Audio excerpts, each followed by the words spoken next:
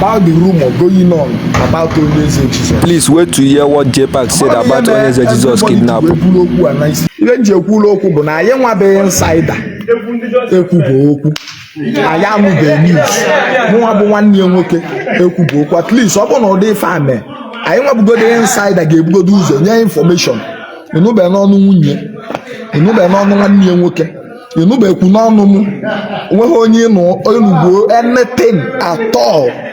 Na kidnap Onye Eze Jesus. All bloggers no si obodo oyibo, because according to Ozomonti, I don't show on Nigeria, Abogiri TV, I don't show on Anambra State. So how did he know that Onye Eze Jesus was kidnapped? That I can record. Ajugo two people na ekempo. Siva na onwe mbo si ndị kidnapper gba bichi mmadụ na ekempo ebe a. Mutuo mmadụ nọ n'ime moto, buru mmadụ fase. Na fa nunu be ode fa.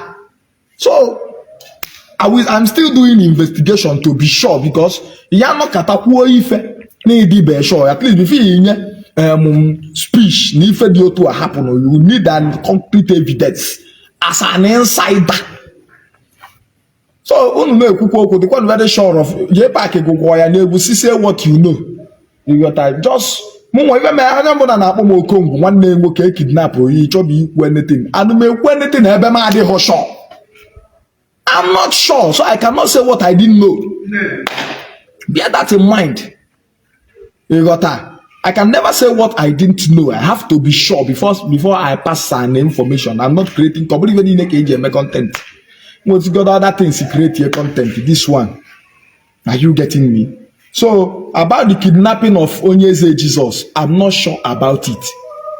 Onwebe anything, onwebe onye post uye ndị niile bụ sị manes man ye kwubeye. All bloggers I confirm na eburu Onye Eze Jesus.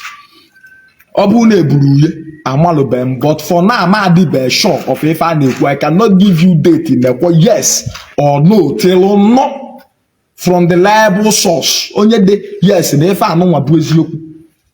Ntị adịkwa. I cannot give a false information about what I'm not sure of. That's what I want to go my own opinion about Onye Eze Jesus. Yes, my own opinion is that I can never say what I'm not sure of. I didn't know. You got to say what you know. Oh, a lot of people are to na away. Na ndị maburu Onye Eze Jesus. Well, I don't know way because I'm more maburu Onye Eze Jesus. Me man, I want ife natural as possible as long as social media is concerned. The reason why I'm not too much concerned about the kidnapper Onye Eze Jesus or the kidnapper rebel. Number one is his border. A lot of people they make prank now. Pastor they make prank. Libe they make prank. Content creator they make prank. Bloggers they make prank. Oh yeah, man, okay. No, world of prank. So as long as that they want arrange miracle, arrange prophecy, arrange content creating, arrange this and that. So I am not surprised. That is why I'm not so much concerned, because Onye Eze Jesus also can do or undo. Yes. In as much as na man kebe eziokwu, because na mechanic ekwezi ama na ndị bụ ndị ara. Ịma na ofu onye bịara na-eti mkpu na-asị na ya na-agụ ụmụnna gbakọ abịazi ọ bụ na agụ a abịa orudu next day na-ezukwa na-agụ ụmụnna gbakọ ọ bụ na agụ a abịara. The third time agụ bịaziri bịa, the original agụ bịaziri wee bezie na-eti na-agụ ya bụ na Chineke o si eme ha wee hapụ ya agụ wee megide wee rie eze ka ọ rịrị ka eze bụ nsị na agwara asị eze onye agwara m emechaa agwagwa ya eze onye agwara oruzie wonde oburu nsị jee okeshọn iji na-efegharị ya n'azụ ana onye ọbụla sị na megide ama agwa eze because na nke agwara ya gwara ha anọ.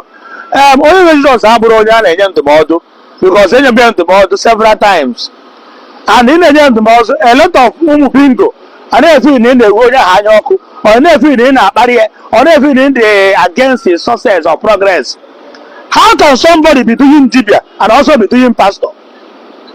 How can somebody be answering akpa and Senda be answering koro? Ito ni zaba zaba, ito ni zakoro zimagi zaba zakoro, karamani da zaba koro. And I assume now they did away na maburu. I don't know my way, because Onye Eze Jesus can fake his arrest, can fake his this thing, his maburu.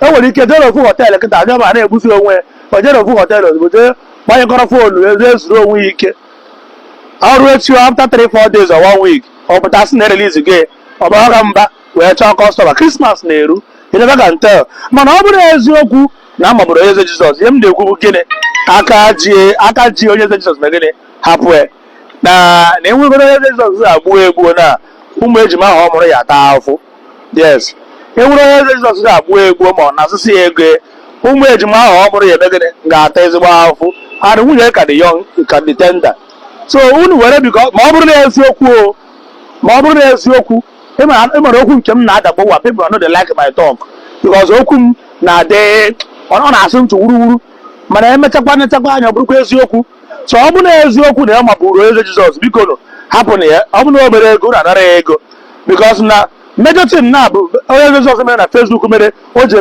eme attract ndị iro bụ na it's not quite too long Onye Eze ji were ego ochie video of 2 years jere repost ebe a na-efe ego na this hard time ka ị na-efe n'ego elu na this hard time ị na-repost old video you are telling people na iji ego ịghọta na this hard time ka ị na-abata gbakọsị ndị mmadụ na-efe gị ego ka wee mezie gịnị ka ị wee bụrụ eze ọka ome ka ị wee bụrụ ọka aka o nwere ya na mmadụ na-ama aka onye nwe ego kịta obegide ọ na-akpụ obere ama bụ ndị nwechara big jeep nwechara hilos ha na-akpuo were siana na-agbagharị were keke na-agbagharị were shuttle bus na-agbagharị ebe were gịnị papụ low mana ịbụdị na-efe nye ego elu megwuo vidio ọ bụ na enye gị egbe ọ bụ na efu eji egbe akwụkwọ okwu megide gị nara egbe ya je nkaji si edi egbe nonsense talk at times ọnụ dị dangerous a na-eji ọnụ anyị kwutere onwe anyị mma were ọnụ na-ekwutere onwe anyị gịnị njọ a na-eji ọnụ etubu onwe anyị na-ịrala iyi so okwu wee bụrụ n'ebe o biri nkenke tupu m ara ndụ ọwa ọbụbụra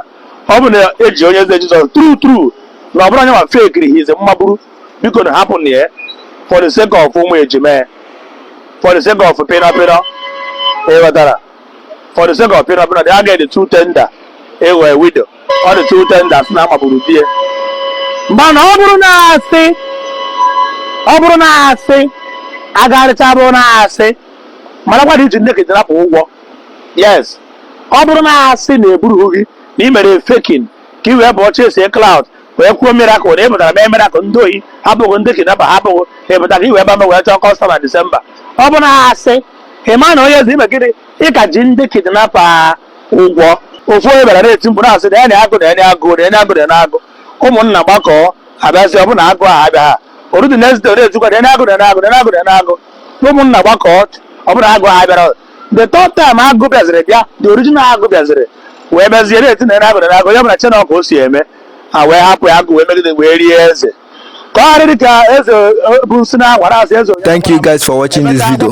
I hope this video give you current information about Onye Eze Jesus. Please don't forget to subscribe on this channel, share our video, like and comment. Thanks.